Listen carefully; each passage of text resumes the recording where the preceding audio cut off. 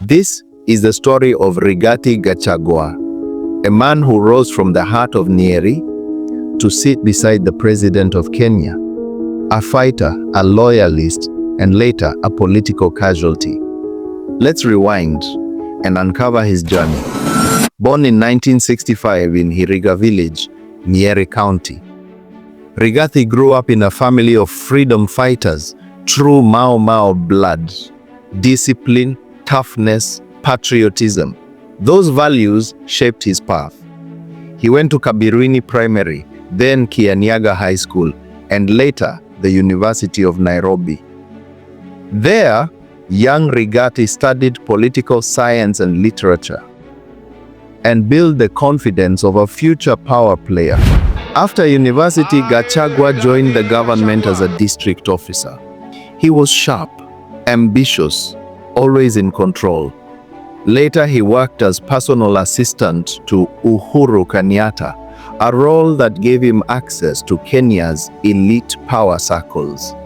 Behind the scenes, he was learning the art of survival in politics and in power. In 2017, Rigathi stepped into the spotlight. He ran for Member of Parliament for Mathira and won. He spoke boldly, never mincing words, loved by some, feared by others. When the 2022 elections came, William Ruto saw something in him: loyalty, fire, fearlessness. He made Gachagua his running mate, and together they shocked the nation. Ruto and Gachagua, the hustler ticket, took State House. As deputy president, Gachagua called himself the son of Mau Mau. He positioned himself as the defender of the mountain people, a straight talker who said what others wouldn't. But his words often sparked controversy.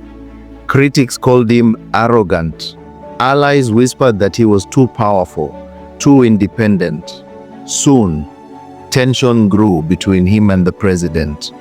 The once solid alliance began to crack. By late 2024, the storm broke. Parliament moved to impeach him, accusing Gachagua of corruption, abuse of office, and betrayal of public trust. After heated debates and political drama, the Senate upheld the motion. Rigathi Gachagua was officially impeached. Kenya had lost its deputy president. After his removal, Gachagua returned home to Nyeri, defiant but wounded. He vowed to fight on to clear his name. Some call him a hero who spoke truth to power, others a victim of his own pride.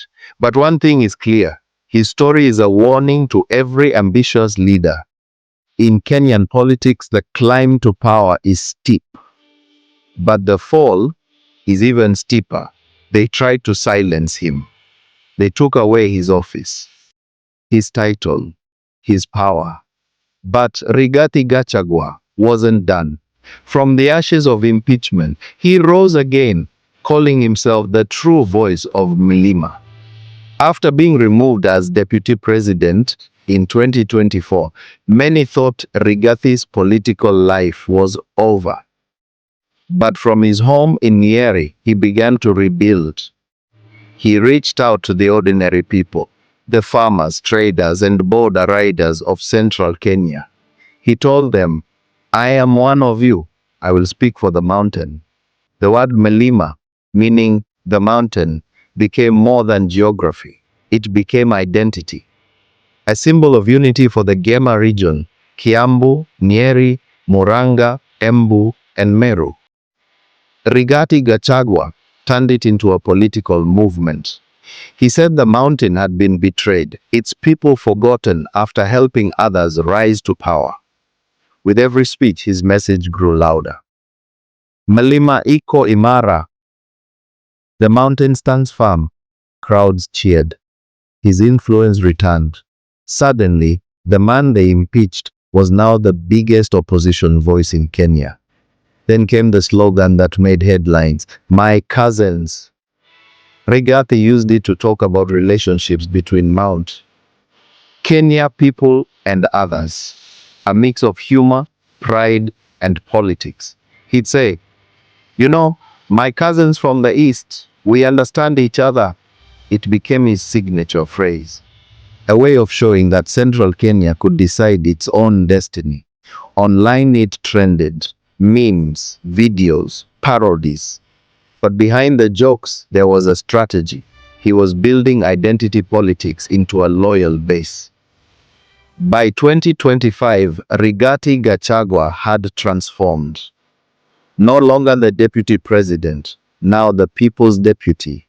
He traveled across counties, speaking without fear, challenging the government he once served. He spoke of injustice, rising taxes, and the betrayal of the mountain. Supporters began calling him Rigathi Mlima. His rallies filled with chants, "Mlima iko imara! My cousins, time yetu imefika."